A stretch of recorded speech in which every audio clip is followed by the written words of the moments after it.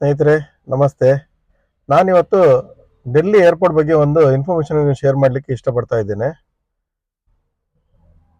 October 26ನೇ ತಾರೀಕು ನಂತರ Delhi ಏರ್ಪೋರ್ಟ್ನಲ್ಲಿ terminal 1 ಅನ್ನ ಡೊಮೆಸ್ಟಿಕ್ ಫ್ಲೈಟ್ಗಳಿಗೆ ಬಿಟ್ಕೊಡಲಾಗಿದೆ. ಹಾಗೆಯೇ ಟರ್ಮಿನಲ್ 3 ಅನ್ನ ಕೇವಲ ಇಂಟರ್ನ್ಯಾಷನಲ್ ಫ್ಲೈಟ್ಗಳಿಗೆ ಅಂತ ಹೇಳಿ ಕಾಯ್ದಿರಿಸಲಾಗಿದೆ. ಸೊ ಯಾರಾದರೂ 1 ತಿಂಗಳ ಹಿಂದೆ ಅಥವಾ 2 ತಿಂಗಳ ಹಿಂದೆ ಅಥವಾ 3 ತಿಂಗಳ ಹಿಂದೆ ತುಂಬ ಅಡ್ವಾನ್ಸ್ ಆಗಿ ಟಿಕೆಟ್ ಬುಕ್ ಮಾಡ್ಕೊಂಡಿದ್ರೆ ಇವಾಗ ಪ್ರಯಾಣ ಮಾಡ್ತೀರಂತ ಆದರೆ ಒಂದು ಸ್ವಲ್ಪ ರೀಕನ್ಫರ್ಮ್ ಮಾಡ್ಕೊಳ್ಳಿ.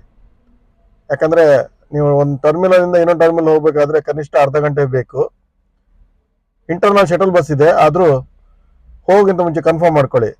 ಟರ್ಮಿನಲ್ 1 ಬಂದ್ಬಿಟ್ಟು ಡೊಮೆಸ್ಟಿಕ್ ಫ್ಲೈಟ್ಗಳಿಗೆ, ಟರ್ಮಿನಲ್ 3 ಬಂದ್ಬಿಟ್ಟು ಇಂಟರ್ನ್ಯಾಷನಲ್ ಫ್ಲೈಟ್ಗಳಿಗೆ ಚೇಂಜ್ ಮಾಡಿದ್ದಾರೆ. ಒಂದು ಸ್ವಲ್ಪ ಹೋಗಬೇಕಾದ್ರೆ ರೀಚೆಕ್ ಮಾಡಿಕೊಂಡು ಹೋಗಿ.